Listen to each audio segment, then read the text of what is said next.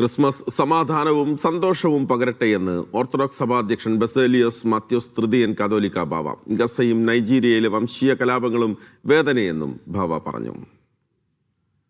സമാധാനവും സന്തോഷവും നമ്മെ ഓർമ്മിപ്പിക്കുവാൻ ഓരോ ക്രിസ്തുമസും അടുത്തു വരുന്നു എന്നുള്ളത് സന്തോഷമാണ്. സന്തോഷത്തോടെ ജീവിക്കുവാൻ, സമാധാനത്തോടെ ജീവിക്കുവാൻ ഇന്ന് പല വെല്ലുവിളികളെയും നമ്മൾ നേരിട്ടുകൊണ്ടിരിക്കുന്നു. മയക്കുമരുന്നുകളുടെ വെല്ലുവിളികളുണ്ട്.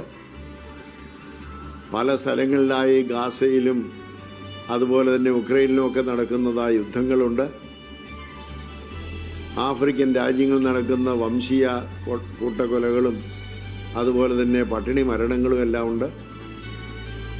എല്ലാ പ്രദേശങ്ങളിലും വിവിധങ്ങളായിരിക്കുന്ന അസ്വസ്ഥതകൾ ഉണ്ടാകുന്ന ഒരു ലോകമാണ്. മനുഷ്യ ഹൃദയങ്ങളിൽ സഹാനുഭൂതി ഉളവാക്കുവാൻ ഇടയാവട്ടെ എന്ന് പ്രത്യേകമായി ആശംസിക്കുന്നു.